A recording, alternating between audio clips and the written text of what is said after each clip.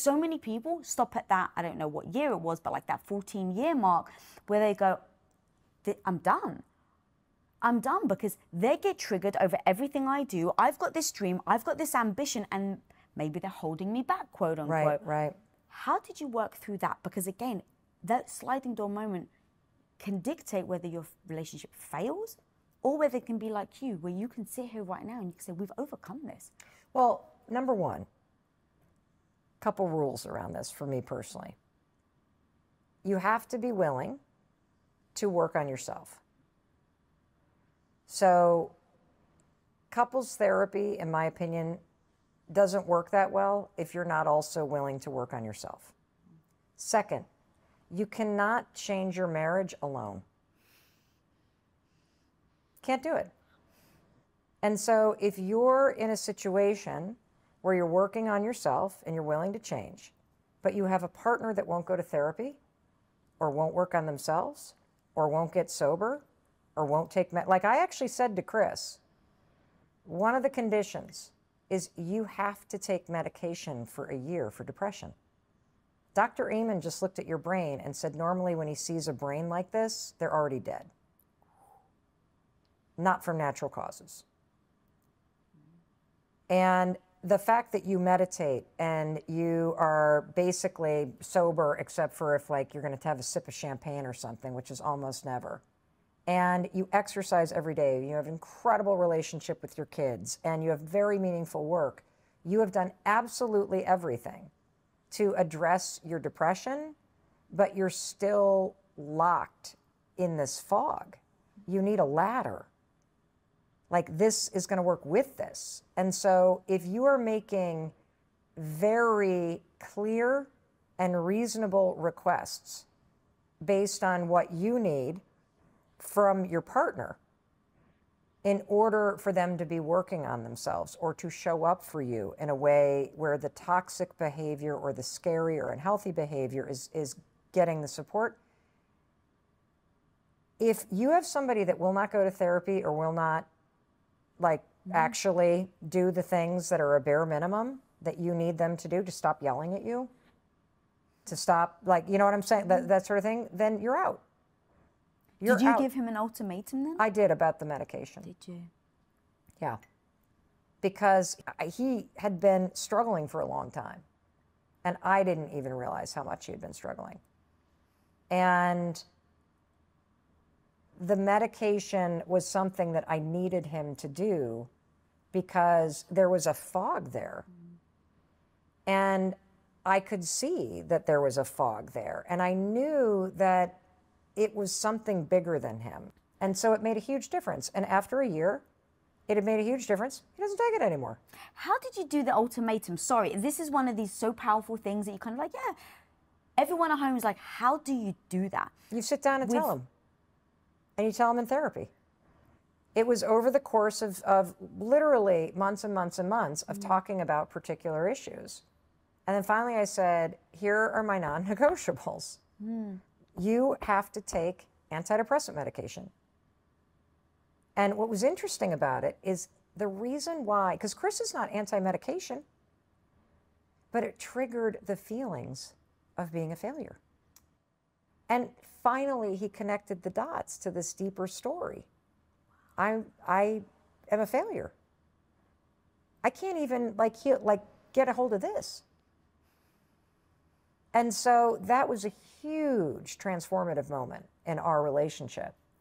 and excuse me, a really beautiful one. And, you know, the thing is about my husband is he is the kindest, most amazing person. And it just goes to show you that when you try to organize your entire life around living up to somebody's expectations, whether it's your father's or society or your spouse's or your friends, you will be miserable. And so I feel grateful that we had the breakdown that we had. I feel grateful that all of this came to the surface because most of us are really amazing at coping or numbing or avoiding or running away from. Like, I think I've spent years trying to outrun my anxiety, my childhood trauma, busyness became my addiction, and it also became my death sentence. And one of the greatest gifts that happened during the pandemic was life stopped and I couldn't go anywhere. And when I couldn't go anywhere and I couldn't run to catch a plane, I became present to the campaign of misery that was running nonstop in my head. Mm. And I often look at Chris and I say to him, I break into tears and I'm like, thank you for being with me. Like, I know I'm not easy. And I know I'm a positive and optimistic person, but I also know that this intensity is really hard. And because I want to be softer, and I am a very loving person. But Chris and I kind of got into these roles where I'm like playing the role of his dad, very familiar to him.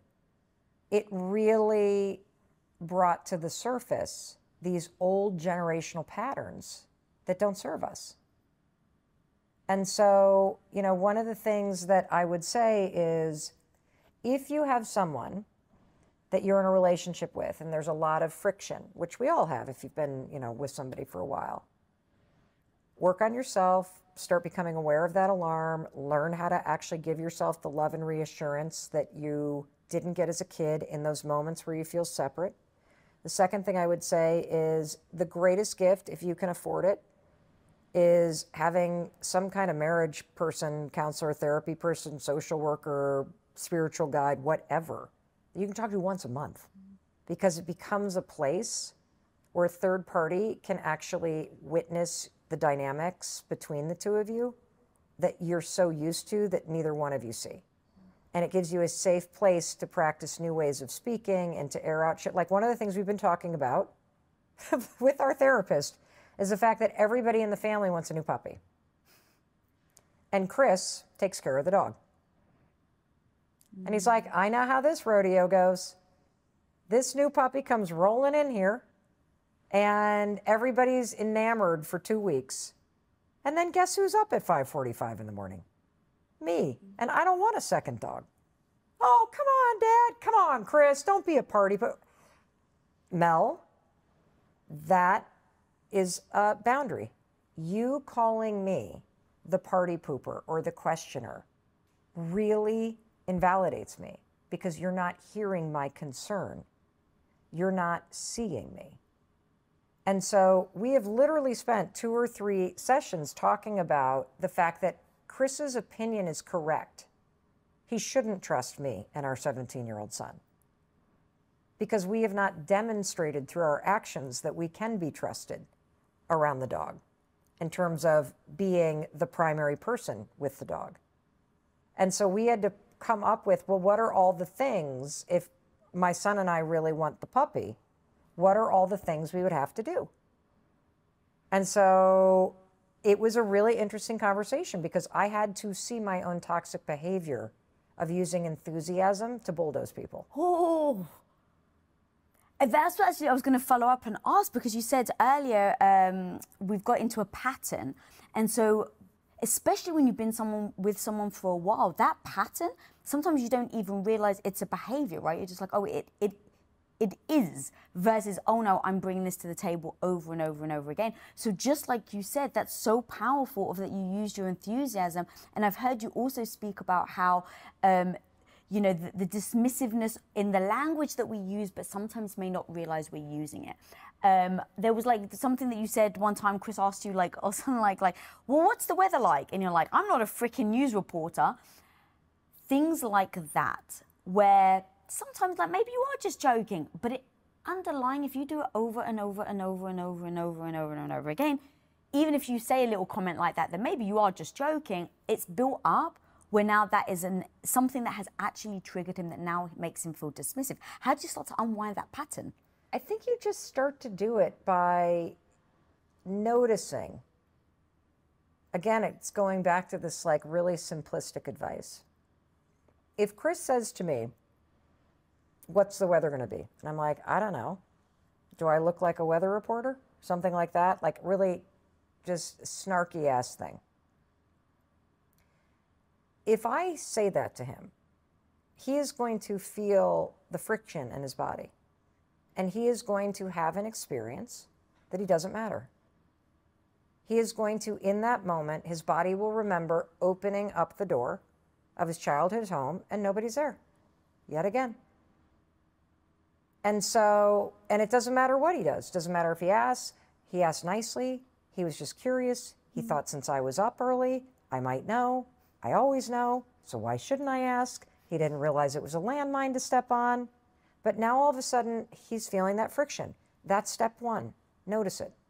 Step two is to absolutely then just soothe yourself for a second. You know, just put your hand on your stomach or just like go, oh, there it is. There's the little me.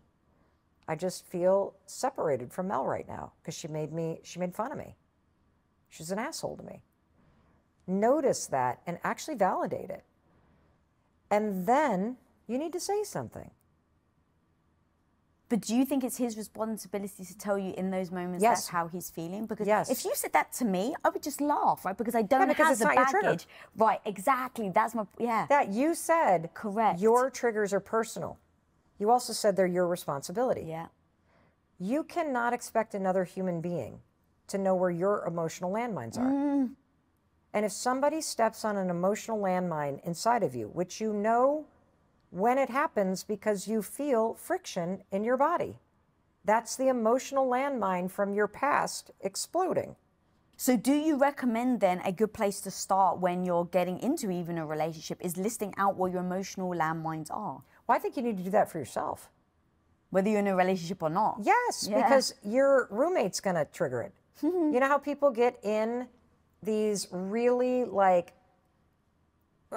these emotional tizzies with roommates or like people they live with like in college. They leave their dishes in the sink. What is that actually making somebody feel? It's making you feel disrespected. It's making you feel like your need to have the kitchen clean doesn't matter to this person. It makes you feel separate. It's the same thing. You will not be able to express the boundary in an effective way if you haven't first recognized what it's triggering in you. It starts with you. So yes, I think everybody should. Everybody should absolutely do this. And the other thing that's really interesting is that I have, through all this work that not only Chris and I have been doing, but that I have been doing to really once and for all deeply heal this alarm of anxiety in me and to simplify my life and to truly be happier and more connected to people that I care about. One of the things that has been really interesting about this is that I have noticed how often I block love, that I don't even allow it to flow in my direction. Can you give me an example? Yeah, like since I've been working on this, like when you came out with the balloons, because today's my birthday, or last year when you like celebrated me on my book launch day, there's something about the work I'm doing and our relationship where I am able to, like galley doors on a kitchen, allow it to flow so freely and effortlessly with you. I can receive it from you. I can give everything back to you, but I haven't always been that way. And it's because of this separateness that so many of us, myself included, had the lived experience that it comes your way based on a transaction, that it's conditional. And so it means that when you would allow it in, there is a cost. And so for me, one of the biggest things that I've done in my marriage that has really improved it is how I'm showing up and seeing, and it makes me really sad to think about the number of years that, my amazing, kind husband was trying to love me. Oh, I'll come down tonight, babe. I'll drive down. I'm like, oh, it's okay. You don't need to come. I got it. I got it. And then I'm lonely and I'm alone and I'm continuing with my story that it's all on me. and I've blocked love. And so there's a huge part of this too, if you want to work on your relationship, of really taking a look at where do you stop love from coming in? Where is your inability to trust and to allow it to flow into your life, not letting you link in a more profound way with your friends or, you know, the lover of your life? And so the other thing that I wanted to say, Lisa, about working on it, if you have somebody that's willing to go to therapy, or if you have somebody that's willing to do the work, you cannot change your marriage if you are with somebody who will not actually do the work. That's number one. You can change how you feel in it, but you cannot change the dynamic entirely. However, I don't know a single person who has been married as long as you and Tom and Chris and I have been married, who hasn't had really difficult periods in their relationship. And I don't know a single couple that has been married as long as you and Tom and me and Chris have been married, who have worked at it, who regretted it. Ooh. Now, that doesn't mean you should stay forever and try to change something that makes you miserable with a partner who's not willing to do the work. But if you have somebody that is willing to meet you halfway, you will never regret at least trying to make it better. Dude, I think that is so freaking strong, because the amount of people that, and you actually answered my next question, because the amount of people that will stay in a relationship and try and make it work, and then 8 years later, they look back, they leave the relationship, like, I've just wasted 8 years of my life. They weren't going to change anyway. I spent the last 8 years trying. And literally, you just answered. It was like, well, are they willing to or not? Yeah, like you need to, like, you're not trying to fix the relationship if they're not actually meeting you halfway. And look, it may take you 8 years to do the work personally. Right. To find the courage to leave and the clarity to leave. You may be so conditioned from your childhood, or you may be so spun around by somebody who has a narcissistic personality or somebody who's abusive. And going to therapy for yourself, even if they won't, that will actually change the relationship, because it will change you. And from a position of better clarity, power, confidence, and support, you will finally be able to see things that you can't see when you are mired in your own trauma, or constantly have the alarm going off but don't know what to do, or you're being emotionally abused or physically abused. What about the people, though, that try to keep them down? Because when you have couples where one of them's really growing and developing and improving, and especially as you do your own work, right, you start to get more comfortable in setting boundaries. You always hear, it's like, oh my God, you're changing. Oh, you've changed. Yeah. And partners sometimes try to keep you back, try to keep you small. I think that this is an absolutely natural part of what happens when one person in a relationship is growing and the other one isn't. And I'm going to give you an example of how everything we've talked about works in this scenario.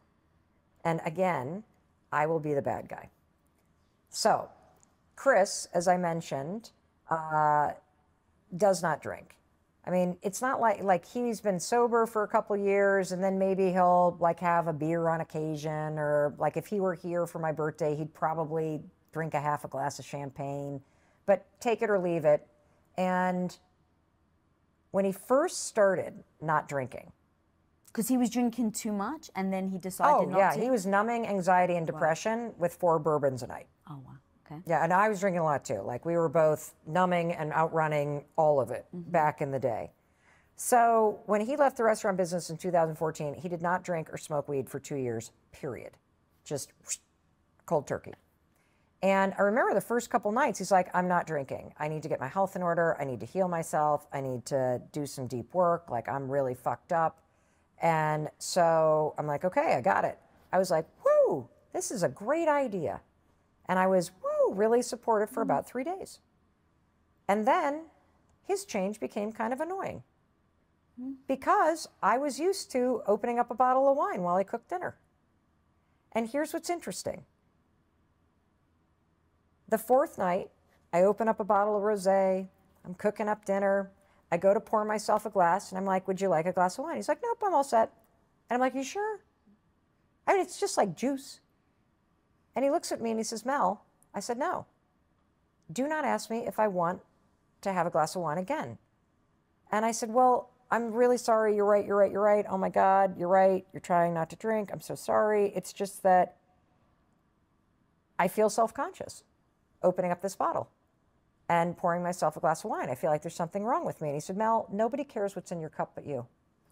And if my choices are making you question yours, maybe you have some work to do. And so I want to tell everybody that story because when anybody grows or changes, it makes the people around you question what they're doing.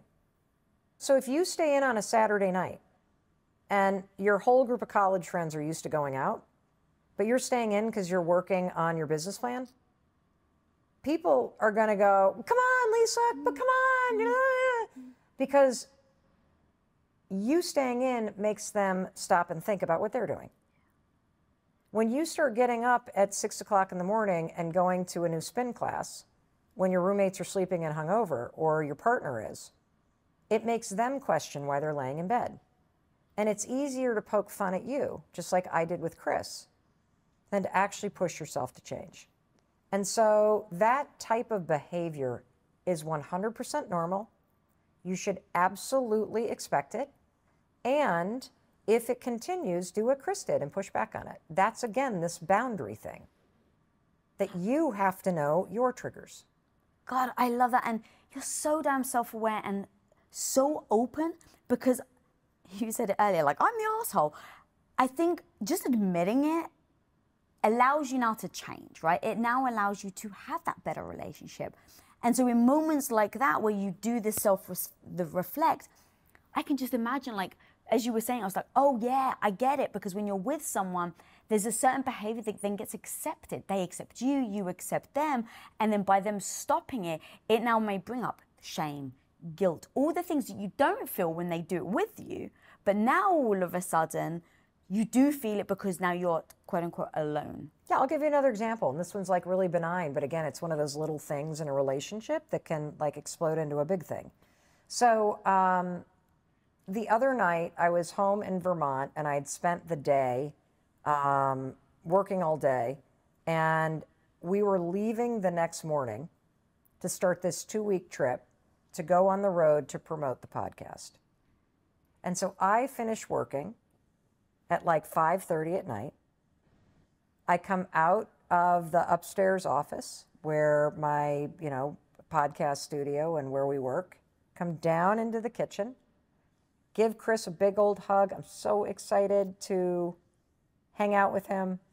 And he's like, oh, I forgot to tell you, I have a 2-hour Zoom call tonight because I'm leading a discussion about, I can't remember what it was, for all the alumni of Soul Degree, his retreat. And I felt that, like, that kind of like, are you kidding? That comes, that little injustice, that little, like, what this is my, and because of all the work I'm doing, I noticed it. I always like put my hand right here. And then I just said, oh, okay, well, I'm sad. I need to tell you that I'm sad because I was really wanting to just be with you tonight. And he said, I know. I said, I'm really sorry. He said, I don't know why, you didn't see it in the calendar. I apologize. I spaced that tomorrow you're leaving when I scheduled this. I'm really sorry. Can you wait until 9 o'clock to eat so we can eat together? And so instead of it being the old thing, which is me being pissed and then sort of like, oh, okay. And then him not feeling supported. And it's just a function of both of us being kind of busy. We were able to just diffuse it, ask for what we need, express how we were feeling. We're both disappointed because he realized when I told him that I wouldn't be done till 5:30 that this, you know what I mean? And it became a moment for connection instead of one of those little you know, death by 1,000 cuts sort of emotional things that happen in a relationship. And being that honest, like, I really want people to, you guys have been together for 26 years. I've been with Tom for 22. We just celebrated our 20-year wedding anniversary. And that communication, that level of transparency is forever. It's like the work in a relationship, it needs to be, like, as you grow, as your partner changes, you need to kind of evolve together and then be honest with it. And as you were saying the story, literally 2 days ago, so I got COVID weeks back.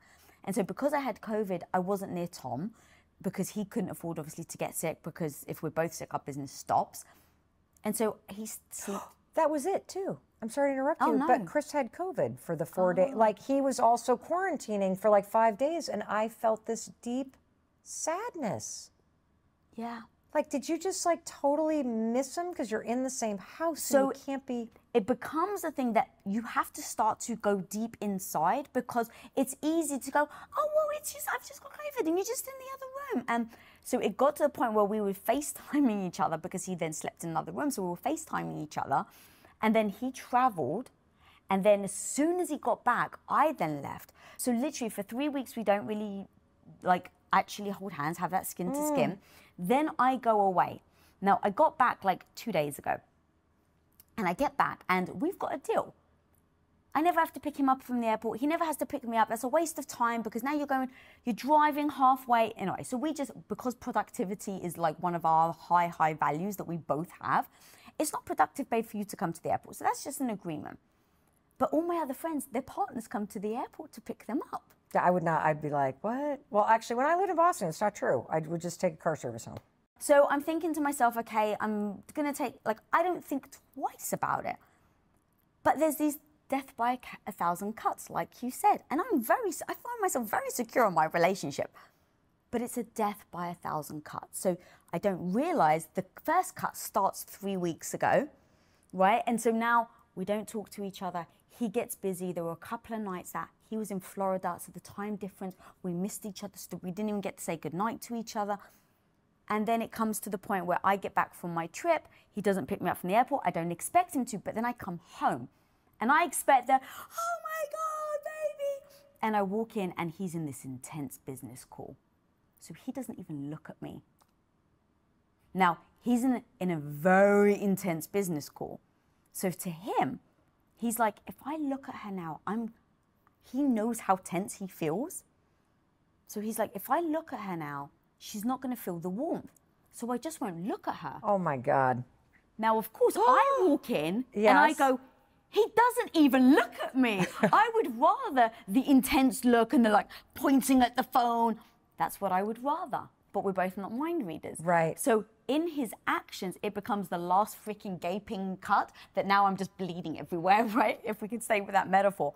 And so I just get upset. Now, it's not normally like me. I'm normally emotionally sober. I can normally regulate myself, identify where the uncomfortableness is, where, like, the process. But I just fucking lost it. And I was like, oh, you don't care about me. And as soon as you start to use absolutes, you know it's an emotional thing. Right. With someone that you love and you've been with. Yes. Right? So it's like, you're not romantic anymore. And it became this big grand thing. And then, of course, bless him, because we've known each other for a while. He's like, okay, my wife, she's been pushed to the edge. So I know, okay, and I even said, I'm really tired. I haven't seen you in a long time. I just need time to cool down, because I knew myself. And I knew that anything else out of my mouth was just going to be more absolute that aren't actually true. Yes. So going back to your point of, like, identifying when you're the asshole, I then afterwards calmed down, realized, oh, Lisa, that was ridiculous. You overreacted. You need to say you overreacted. You need to go to him and say that. But you have to do the work and identify where it started from. And that's where I started to go, the feeling of separate. It felt separate. Yeah, and you've been feeling that separate feeling for a while. But I didn't speak up over those 3 weeks, because I was like, oh, well, he's in another town. Well, I've got COVID. Going back to, you just use the reasons and the excuses of maybe why you're not connecting. And sometimes it then ends up on this big eruption. Yeah. If you do want to improve your relationship, there's a simple thing about relationships. The one thing that will change any relationship dynamic, whether it's family or friends or romantic committed partnership, the one thing that changes any relationship is you going out of your way to make sure somebody else's fundamental needs are met. Are you showing up in a way that your family feels seen and heard and appreciated? Are you reaching out? Are you acknowledging what they're doing? Are you complimenting them on the things that they're doing? You know, for many, many years, my mom and I were at a complete deadlock. We loved each other to death, but we didn't understand each other. And because we didn't understand each other, because in many ways we're super similar and in other ways we're very different, because we didn't understand each other, there was a lot of pent-up hurt because we wanted to feel connected. We wanted to feel supported by one another. But because we live our lives so differently, you know, she's in the Midwest, in the house that I grew up in a really small town.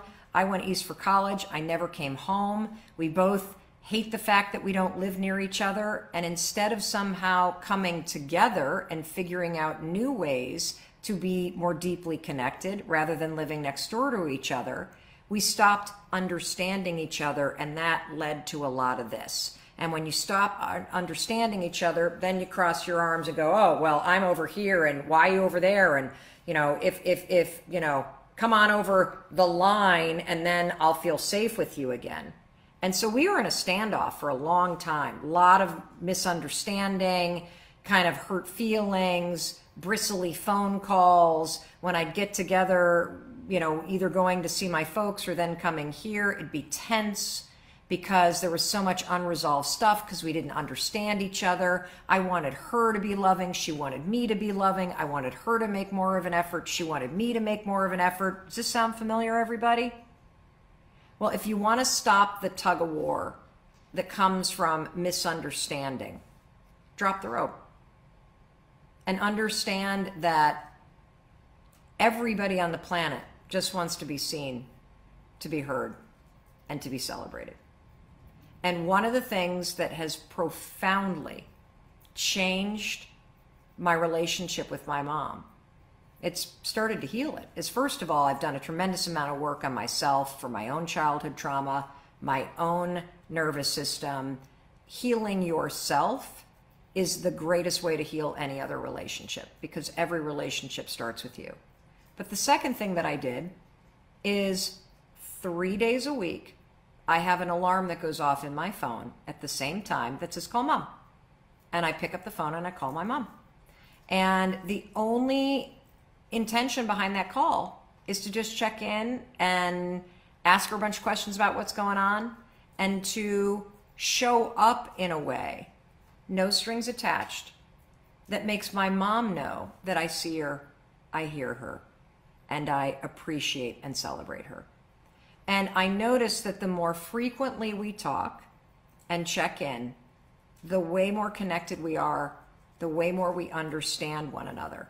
And it's been and was one way for a long time because I did it with no strings attached. I did it not to fix my mom. I did it to empower a dynamic where I was showing up differently.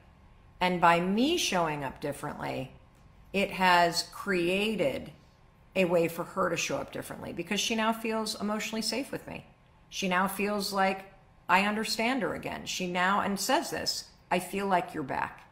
I feel like the daughter that left for college and never came home has actually come home. And that has happened because I've worked on myself, because I have stopped doing what you're doing, which is crossing your arms and going, nobody understands me, and why don't they support me, and why don't they show up differently?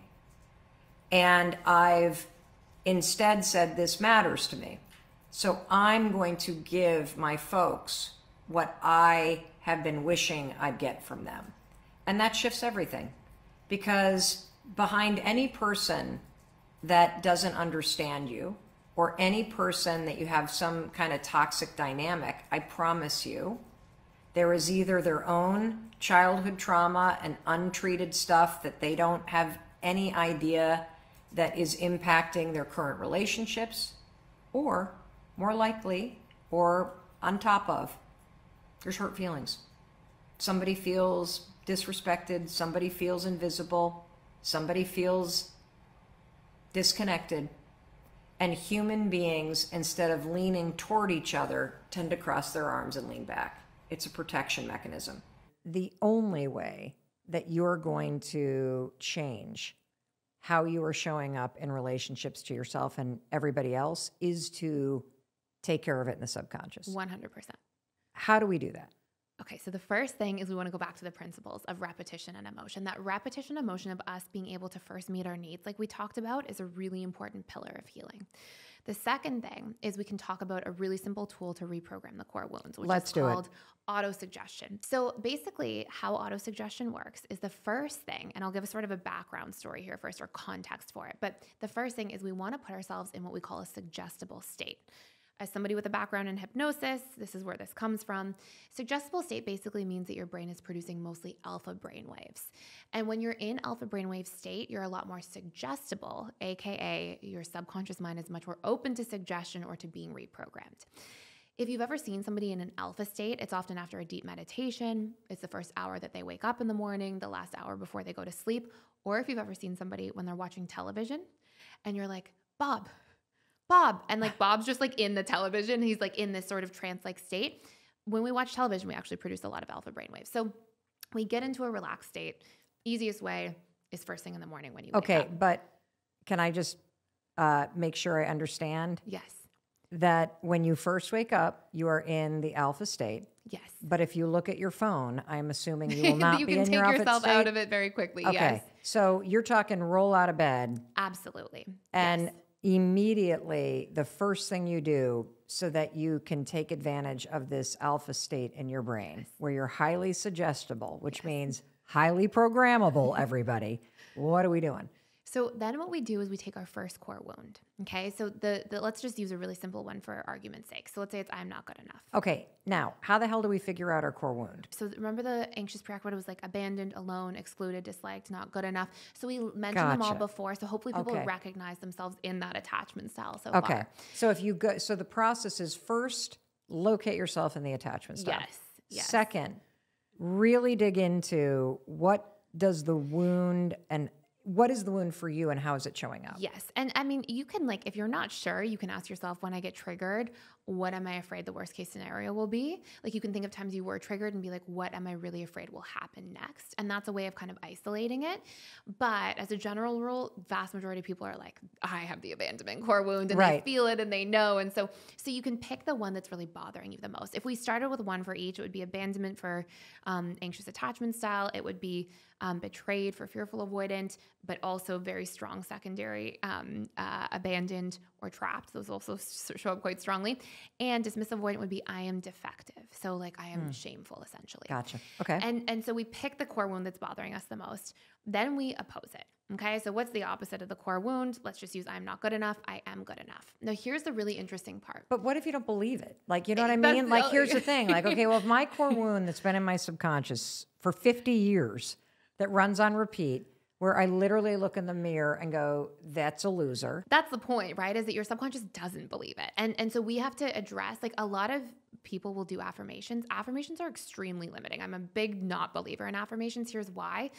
Your conscious mind speaks language. Your subconscious does not speak in language. If I say, do not, whatever you do, think of the pink elephant, you can't help it. Like you think of the pink elephant. Your conscious mind hears do not. Your subconscious mind do not is irrelevant. It just hears and sees pink elephant, right? So what we have to do is we have to understand the language our subconscious mind speaks, which is emotion and imagery. Huh. Okay. So we need to leverage emotion and imagery for reprogramming, and we need to do it repetitively because the repetition is what fires and wires. So if you think of subconscious reprogramming, 3 simple ingredients: repetition, emotion, imagery.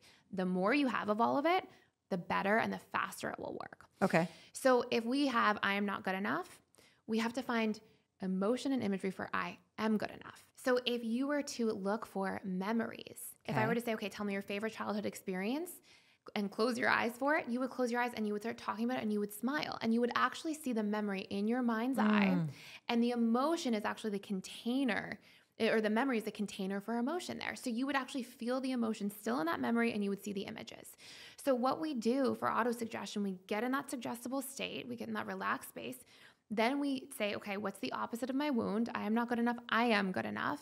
And then we find 10 pieces of evidence or memory for why we are good enough. So for example, it could be, I graduated from this school and we want to feel about it and see ourselves walking across the podium, or, getting our certificate. And as we do that, our diploma, and as we do that, we are actually using our conscious mind to speak to our subconscious mind. And we are doing it repetitively. So we are firing and wiring new paradigms of how this works. And then we ideally want to divest, not feed into those old stories, those old narratives in the same way. But if we literally just do that, 10 pieces of evidence in a suggestible state to oppose our core wound for 21 days, there are tremendous, tremendous results people will have. And they can actually drop these big core wounds that they've been carrying forever that are causing them in the first place to feel all that panic around abandonment, or fearing to really rely on people or open up, or fearing being trapped. Like, we can let those things go once and for all. So given that you've done this with more than 31,000 people, what is the coaching that you have for somebody who is new to this and they're sitting there saying to themselves, well, I don't even know what an image would be of me being loved? I'm sure this is the most common objection you hear, which is, I can't think of one. Yes. So what advice or coaching do you have for the person listening that's like, okay, I get it. I'm going to bathe in this emotion and these visual images, but I can't even come up with one for I'm good enough or I'm lovable. How do you do this? Great question. And this is for sure, like you said, one of the biggest sort of points that people hit where they will feel stuck. So what we do is we start general and then get specific. So if somebody's not open to seeing that I am loved or I'm worthy of love, we start with things like, it is possible to be worthy of love. And then we can even start as general as looking for other people who are similar to us, or other people we know, and how we may share characteristics. So we're just trying to, the really interesting part is that repetition and emotion will build momentum. So if we start with something that just feels like a little stretch outside of that subconscious comfort zone, because part of why we are also like, I have no idea, is because we have a comfort zone that's like, no, I am unloved. And I'm scared to even believe that I could be loved, because every time I've hoped for that, it doesn't work. So our subconscious will try to like give us that pushback, and that's normal. For some people, they don't have much of it at all because they're open to the work and they're excited. For other people, there will be like a specific wound they get really stuck on. And so we start really general. So we would say something like, it is possible to be loved.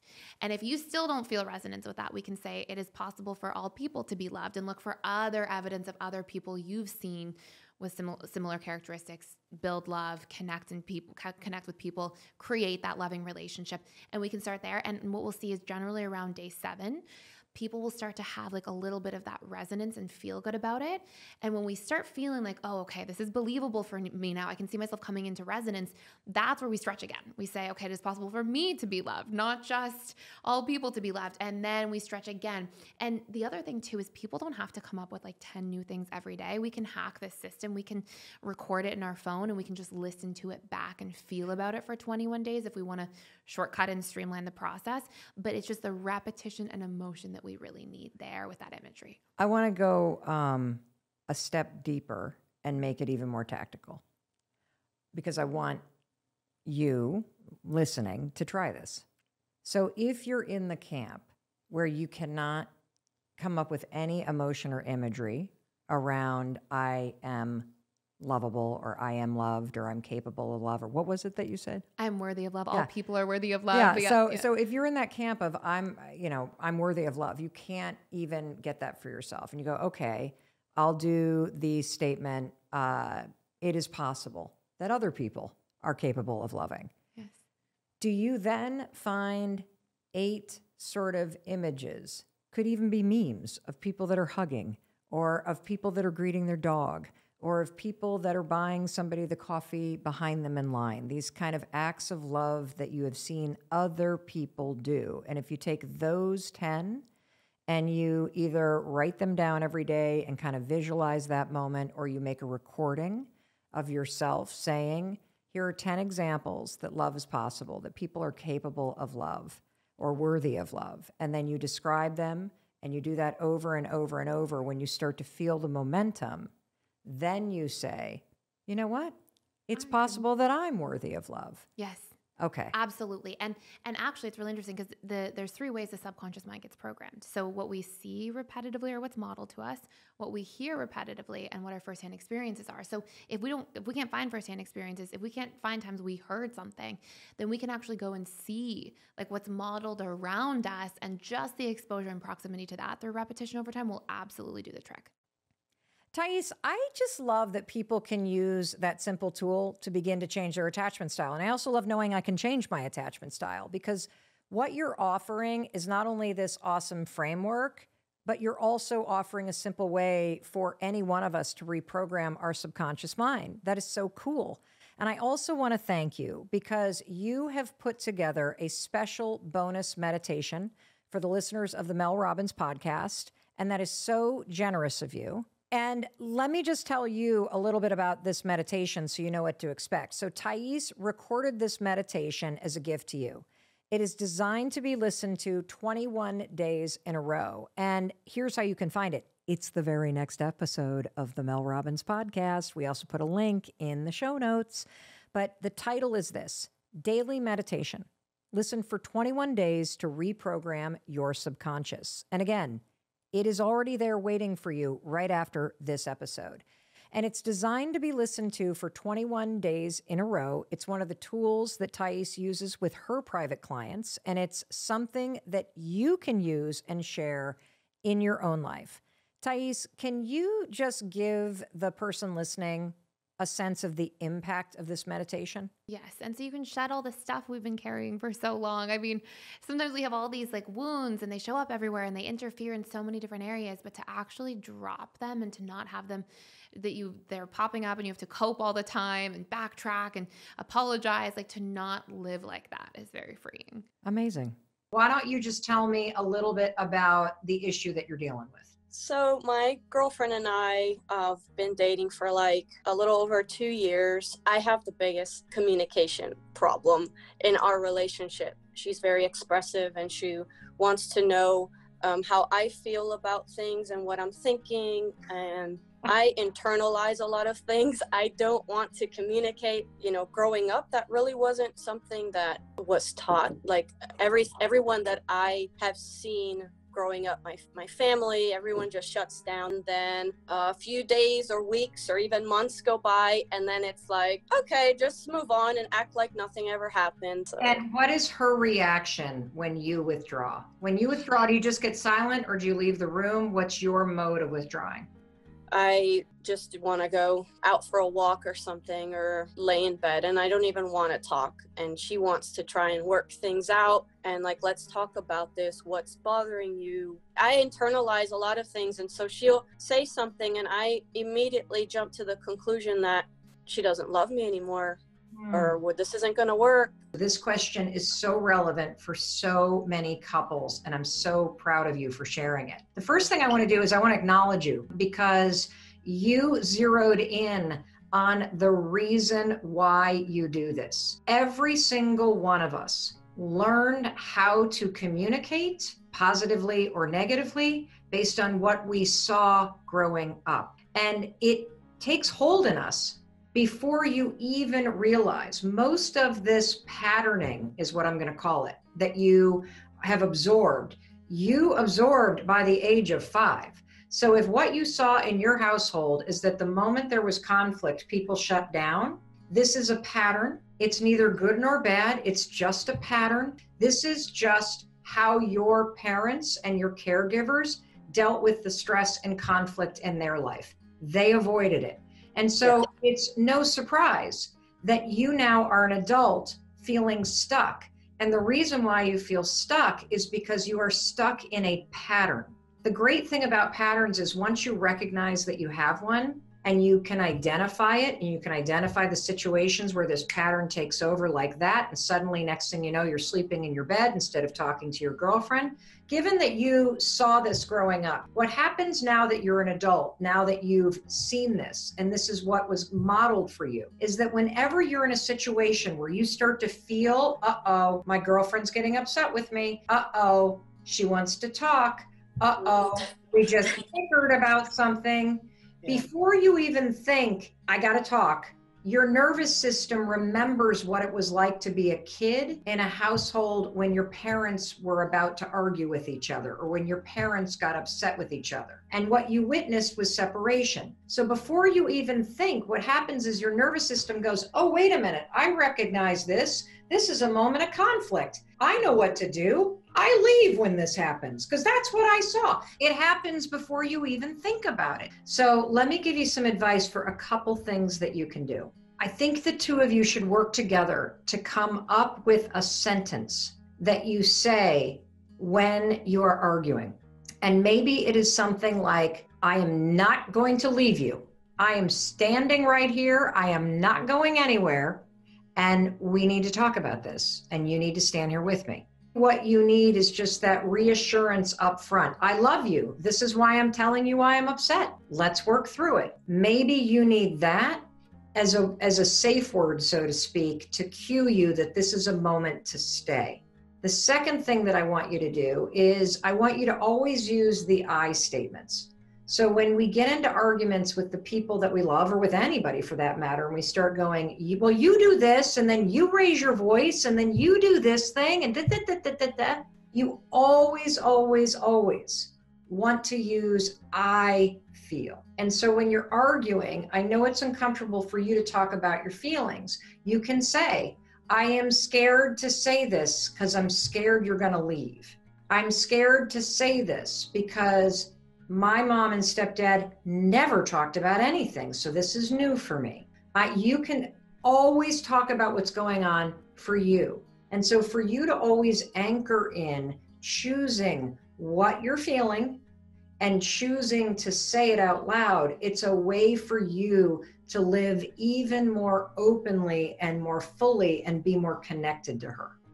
The final thing I want to give you is that if this is a really intense argument about something, and you really do need a second to cool down, the only way that it is, I think, respectful to yourself and to your partner, if you need to go do something and remove yourself, is to say, I need 30 minutes. You put a timeline on it. And then you say, and then I promise I will come back and I will resolve this with you. I think those are very useful. I think I can definitely implement those in my life and see how that's going to change things, my relationship with her, The one thing I know in talking to you, you're going to be okay.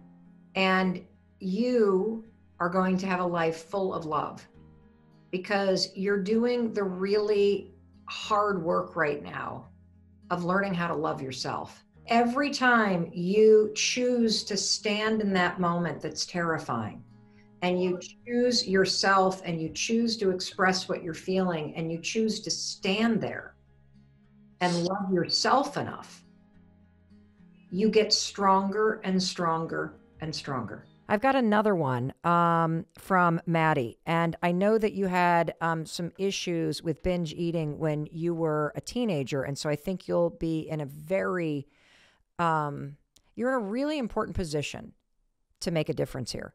Maddie writes, I'm 19 years old and my social media feeds are filled with fitness influencers. I enjoy fitness a lot. I love the way the gym makes me feel and the reward of how my body can look, but I get too carried away with my image sometimes and let it control my day and my mood.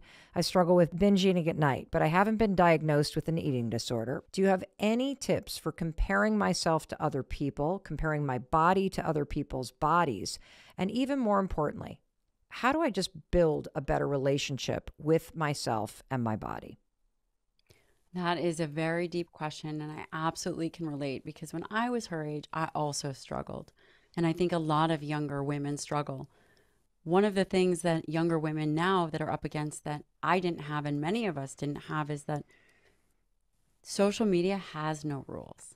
So the first thing that Maddie has to do is limit time on social media. And I mean, really limit it to what is she trying to gain out of it. And this is going to take some internal fortitude because it is addictive. And that is how these apps, which we all love, but are designed. and they allow for dopamine release, and we want to keep going back for more. I personally have a lock on my social media. I can spend 30 minutes a day on social media max until I'm locked out. And that is exactly what Maddie should do, because comparison is a kiss of death for people. We have no idea what is happening. It really, truly is about being one's best version of oneself and shifting away from the external. Again, this whole conversation hasn't been focused about the external drivers of looking good, but understanding that the better you treat yourself, we only have one body, the better an individual treats themselves from the inside, the more capable Maddie's going to be throughout her entire life. And ultimately, she's going to go through a period where, you know, each decade we compare less, right? Right now, Maddie, you're at the height of comparison. And that's just also part of being a 19-year-old woman, you know, a 19-year-old girl is you are in the zone of comparison. But this is an amazing opportunity to develop some mental toughness. And what do I mean by developmental toughness? I mean having a lot of discipline to say, you know what? I am not going to go and look at those things and compare whatever it is that those people are doing. And the other thing is I'm actually going to focus on a goal that I set for myself that is not external. It shouldn't be based on external looks. It could be based on, so she said something very important. She said something about the progress in the gym. Right. I don't see progress in the gym. Well, what about saying you are going to do 10 dead hang pull-ups? That has nothing to do with how you look. It purely has to do with embracing the discomfort of becoming more skilled at a movement. You know what? This actually points to the whole reason why I wanted to have you on. Because the reason why Maddie and just about everybody on the planet, particularly in that age group, has trouble with comparison is because they're focused on what they look like versus being in the gym to take care of your muscular health. Being in the gym because of the different amino acids and the way that your neurotransmitters and your thinking and your mood and your mental health are impacted. And one thing that helped me a lot, because I struggled, like everybody, with profound comparison, is if you're going to compare yourself, right? If you just have this habit of looking around and laser focusing in on the one person whose body type is exactly the opposite and genetically impossible for you to ever achieve, and then beating yourself up for the fact that you're not 11 feet tall or 3 feet tall or whatever it is that you wish that you were, if you're going to do that with one person, try for a day admiring everybody. Admire everybody in the gym. Admire the freckles on that person over there. Admire the curly hair on that person over there. Admire the monster calves that that person over there has. Admire the gap between the teeth of the other person over there.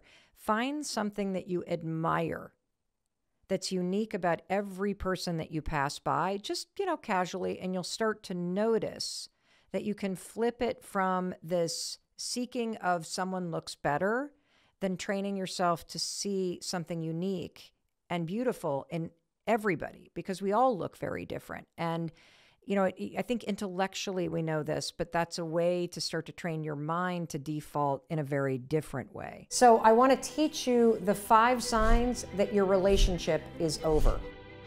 Recognizing these signs is critical, even though it might be hard for you to accept it. Now, the fact that you're even watching this video tells me that you're already thinking that this relationship isn't going to last. And even if that isn't necessarily true, those thoughts that you're having that make you second guess yourself and start acting weird and clingy, those will destroy a good relationship. You have a choice to make right now. You either address the 5 things I'm about to talk about in this video, or face the truth and end the relationship yourself because it's over. So what are the 5 signs? Sign number 1. You don't feel like yourself. In this relationship, you feel like you're walking on eggshells. You don't know how to act when you're in public or when you're around their friends. You aren't sure if you should hold hands. You're uncomfortable talking about your feelings because you don't know if they're on the same page. All of these things mean you don't feel comfortable being you. And any relationship where you have to twist yourself into somebody that you're not in order to keep the peace, it only starts a war inside of you. And those kind of relationships, they always blow up. The second sign, you're constantly questioning how you should communicate. If you're nervous about sending a text asking if they want to hang out, or do you obsess over whether they opened your Snap but they haven't responded, or how long it's been since they texted you back? Do they watch your Instagram story but not respond to your text messages?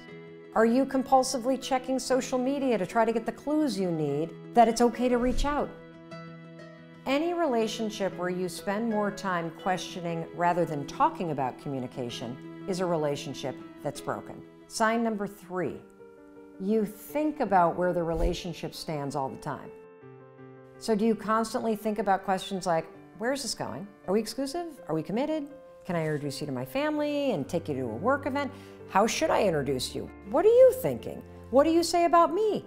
Not knowing where you stand means this relationship doesn't stand a chance. Sign number 4, you're starting to get annoyed. You're now the one opening snaps and not responding. You're saying you're too busy to hang out in order to send a message. You're hesitant to commit to future plans because you don't know the future of this relationship. You snap at them more than usual. All those cute little things that used to make you laugh, they're really annoying. And here's the kiss of death. If their name pops up on your phone or they walk through the door at the end of the day and you feel dread and not excitement, that's a sign that you're over this person. And the 5th and final sign, you're questioning whether or not you have the same values. If you're starting to feel like you're losing yourself, for example, maybe you're drinking more than you'd like, you're spending less time with your friends, you're skipping the gym, you're only doing things, for example, like listening to certain types of music because it interests them. This is a major problem. If there isn't a balance between the two of you, you will always feel like a less important part of the relationship because you are. Now here's a quick test to see if you're losing yourself. Just go out alone tonight with your friends, and if it feels like a relief because you can finally act like yourself, that's a sign that this is not a relationship for you. I bet what you're doing is you're confusing chemistry for compatibility. You see, chemistry is like a match that gets lit, but eventually it burns out. Compatibility means you and your partner bring out the best in you, which is why it goes the distance. Our next question today comes from Jen. And the reason why I invited Jen on the podcast is because there was something about the way she wrote this initial question. And she had written that, like me, she too had had one of the most difficult years of her life. But she was having a really hard time giving herself credit for facing all that she had been through. And I sensed there was a lot more under the surface here. So Jen, I want to welcome you to the podcast. Can you start by just introducing yourself and asking your question again? So my name is Jen, and I am from Pennsylvania. My question is, I have a lot of difficulty giving myself credit, as you suggested that we do, especially this past year, which has been just extraordinarily painful. How can I overcome that? I love your question. So why has this last year been extraordinarily painful? Without getting into too much detail, there was some betrayal that happened in my life, and it's just affected every aspect of who I am. Like I question everything now, like everything I thought I was, everything I thought I could do, like it's all just been ripped away, and I can't overcome it. You can overcome it. You won't at the moment. And let me give you advice about betrayal, okay? And this is really hard to get. And as somebody who has both been betrayed and who earlier in my life was somebody who was the betrayer, I can speak to both sides of this. And what I want to say, and this is the hardest thing to grasp, it has nothing to do with you. What that person did in your life has nothing to do with you. And it has to do with their pain. It has to do with their neurochemistry. It has to do with their coping mechanisms, their trauma, their dysfunction, their pain. It doesn't make it any easier when you're on the receiving end of it.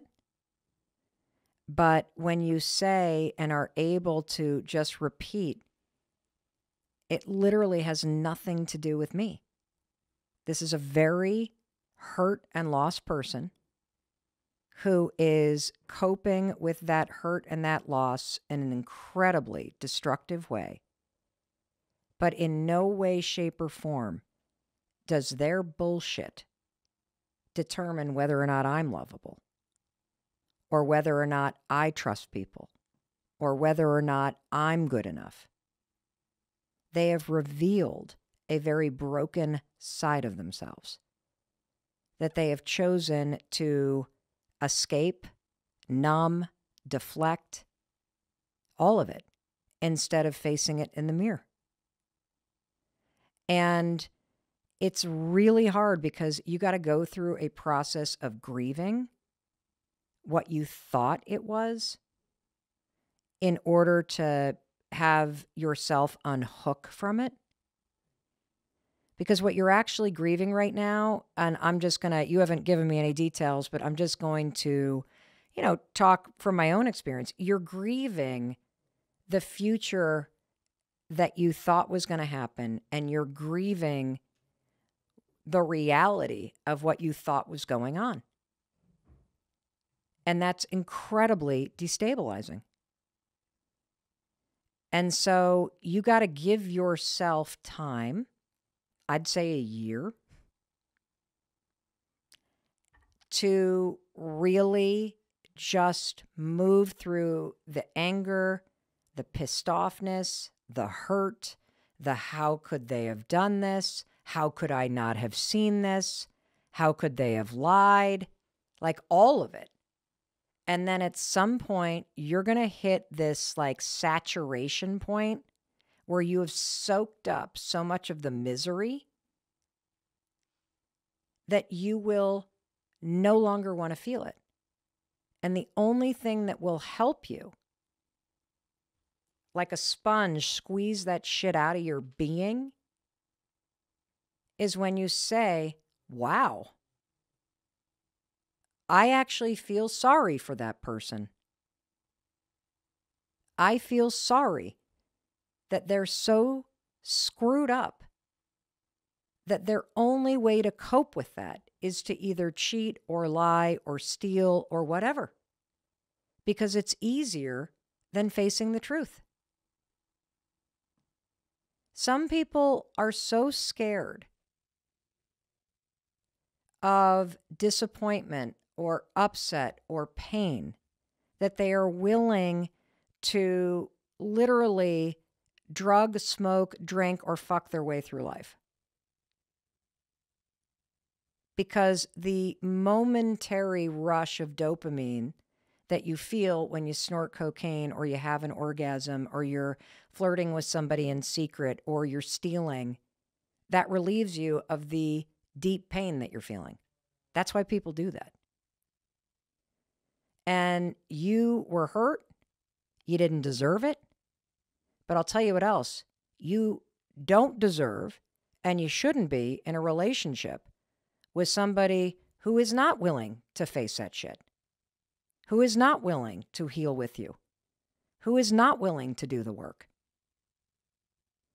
And so, I'm being tough with you because this person already got how many years of your life? 14. Yes.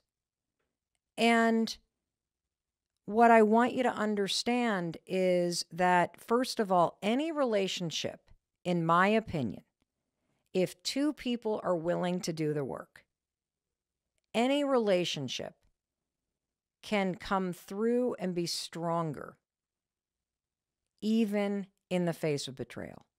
No question. but only if both of you are willing to come to the table and do the work together. You to forgive, and the other person to face their shit that led to this. And if they're not, then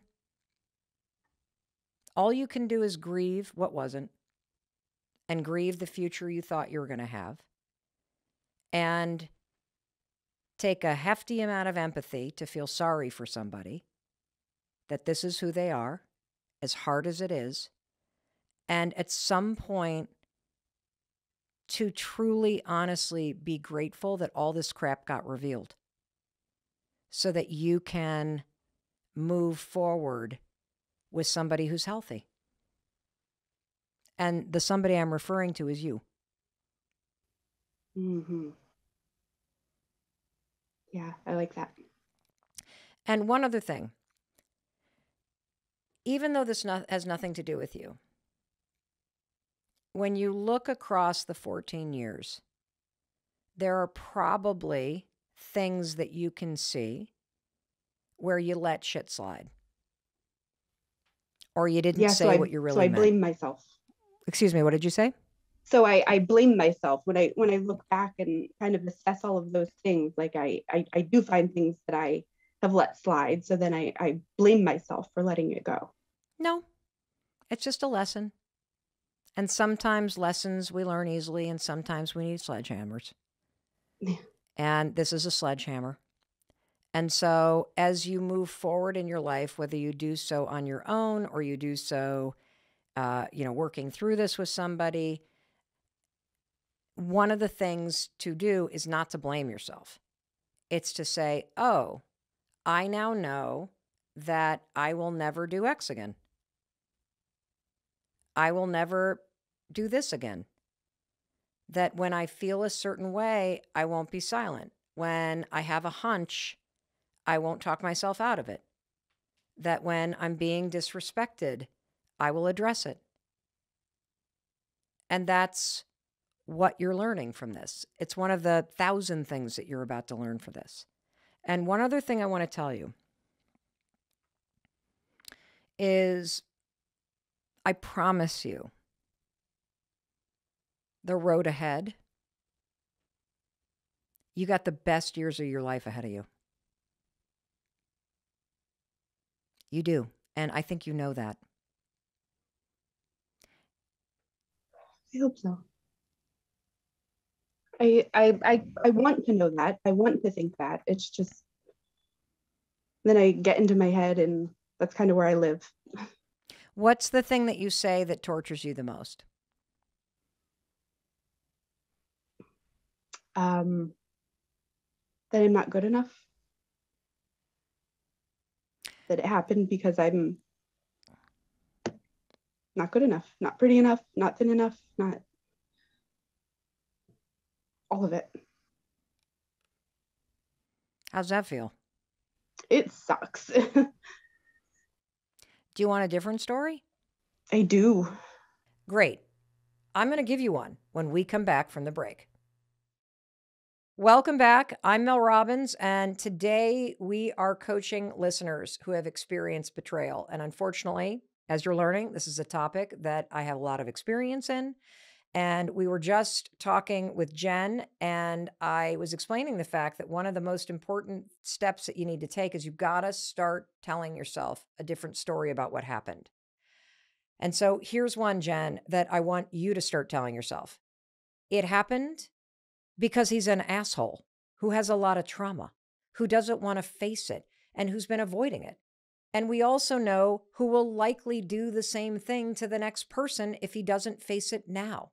Because people who avoid the hard things, the pain they're feeling, or the trauma that they experienced when they were little, when people use avoidance as a coping mechanism, guess what they continue to do?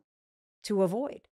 And again, this is where it comes down to the fact that this betrayal has nothing to do with you. And I know that's hard to grasp. I really do. But I want you to start to tell yourself the story that this has nothing to do with me. This has to do with his shit. This has to do with him not having the coping mechanism to face his pain.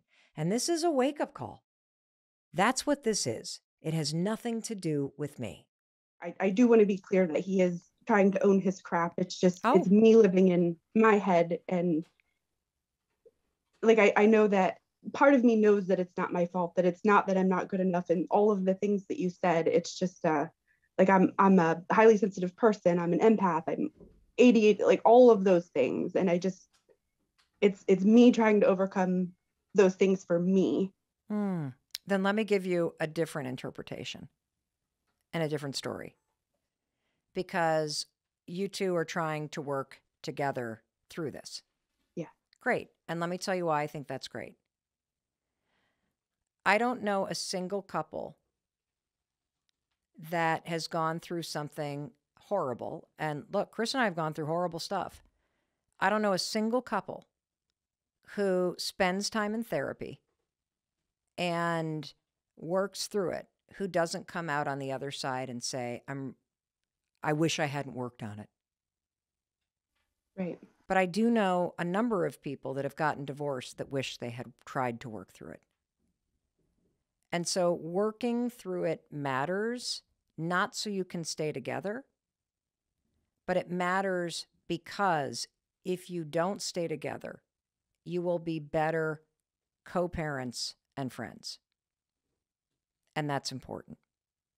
But the likelihood is if you're both willing to come to the table, and he in particular is willing to do the work, then the odds are in your favor. And you will come through this stronger. So the story I want you to tell yourself is this. What if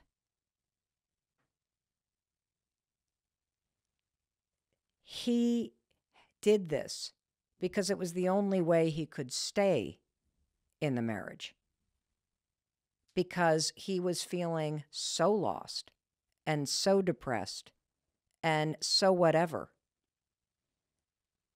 that he was the one who didn't feel good enough. That it's not about you or the other person being thin or whatever else.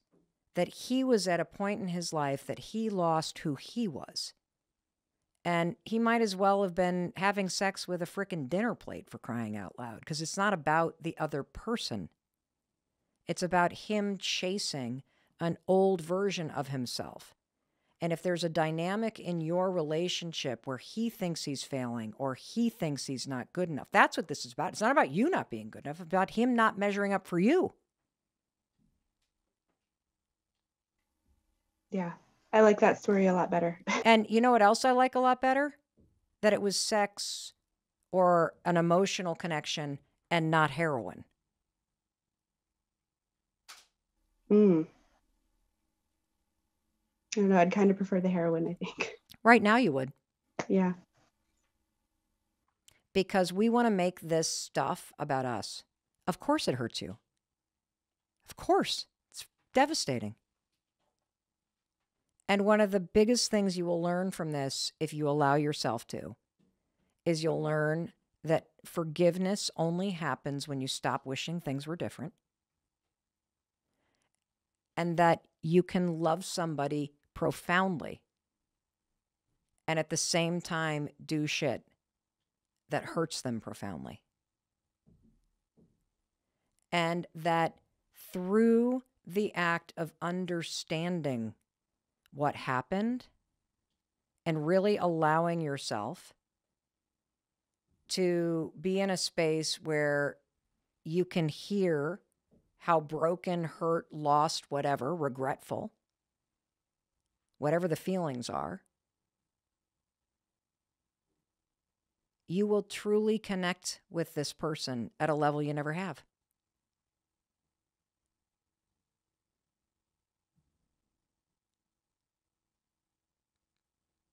And this is not easy. It will be worth it, regardless of what happens. And the more you tell yourself, this has nothing to do with me. This is about him being broken. It's about him not measuring up. It's about him needing to escape these feelings instead of dealing with them. Yeah. And it takes a lot of courage on both of your parts to face this.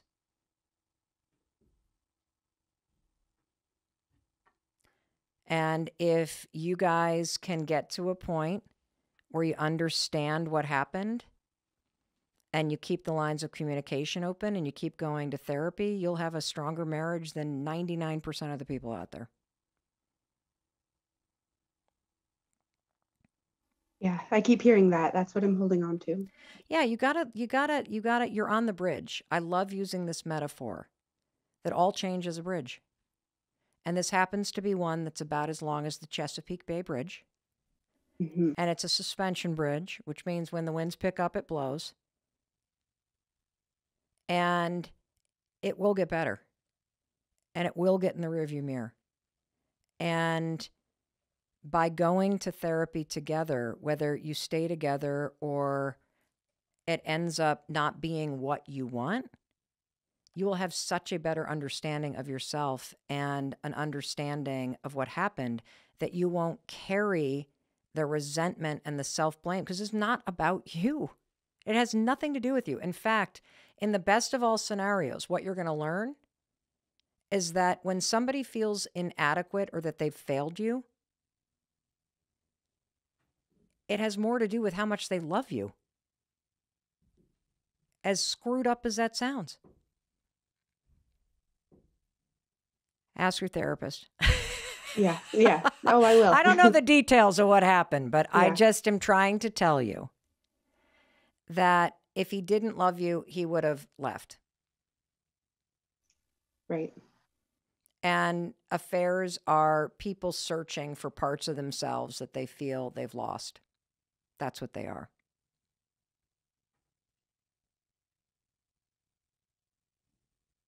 Thank you. And they're not fair, and they're not right, and you didn't deserve this. And he's very fucking lucky that you didn't just end it. Because you both have a chance to grow from this.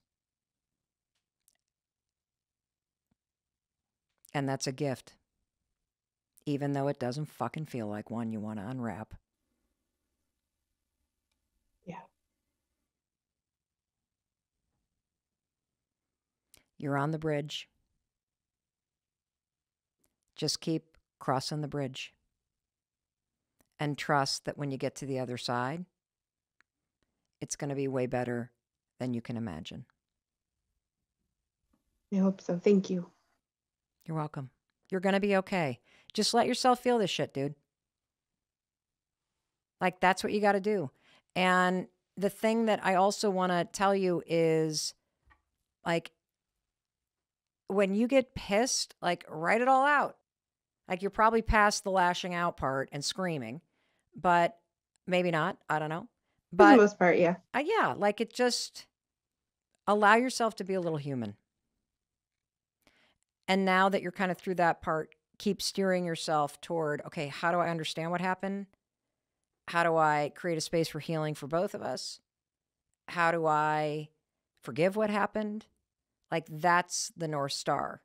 Because whether you stay together, especially if you stay together, but even if it ends, I don't want you to carry this resentment or this lack of trust into what happens next. Heal this for yourself. And if the marriage is the right thing for you, you'll know. Yes.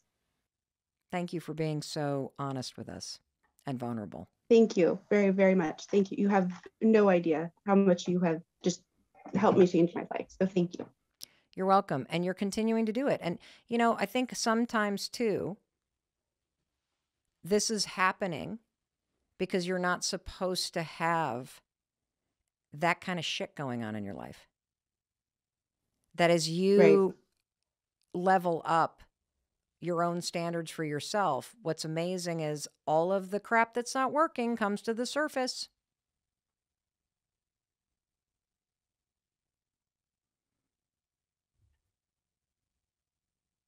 And that's because you're not supposed to have a life that's out of integrity. That's not what you want. That's not what you stand for. And sometimes bringing things into integrity means a lot of shit comes to the surface and you got to get a shovel. Yeah. You are going to be just fine. You're not only going to be fine, you're going to be happy. And you're going to be stronger because of this. And you're going to have a deeper capacity for love. And you are going to surprise yourself. Yeah. Oh, I have. I already have for sure. Name one thing that has surprised you about yourself or that you're proud of. Because I want somebody that's at the beginning of this kind of breakdown to hear somebody further across the bridge. I am very surprised. I had no idea how strong I really am. And you hear that all the time. You know, you don't know how strong you are until it's time to be strong. So honestly, if there is anybody, just believe in yourself. You're stronger than you think. You absolutely are. Yeah. Is there anything else that surprised you as you've navigated this?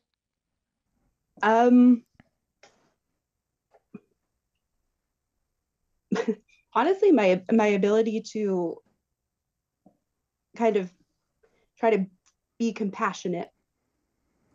Like I've always been, you know, of the mindset, you know, I won't stay in a relationship where there was infidelity. It's just, it's not how I'm going to work. And then you're in the situation and it's completely different than anything you thought it would be. Yeah. But just to be able to overcome it. I mean, get like, I know I already said this, but like just the being, I'm so much stronger than I thought. And that's how I get through my days. And like, I grace, grit, gratitude. I say that to myself all day long, just learning to show myself grace, finding things to be grateful for and keeping my head down and just keep going, go to the therapy, do the hard work. Yeah. All of the things, grace, grit, and gratitude. You're crossing the bridge in the fog in a rainstorm. Yep. And here's what I also want you to be proud of. You are compassionate because you have a very deep capacity to love. Yeah. And part of loving is also being able to accept and understand someone else.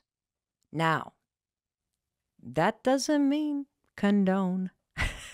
Right. That doesn't mean you're responsible for it. That doesn't mean that you're making excuses for it.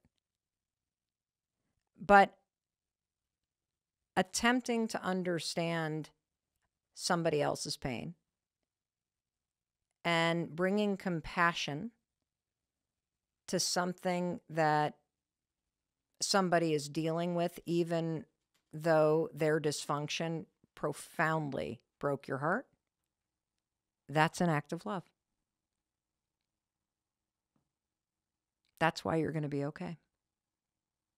Hey, it's Mel. Thank you so much for being here. If you enjoyed that video, by God, please subscribe because I don't want you to miss a thing. Thank you so much for being here. We've got so much amazing stuff coming. Thank you so much for sending this stuff to your friends and your family. I love you. We create these videos for you. So make sure you subscribe. Mwah.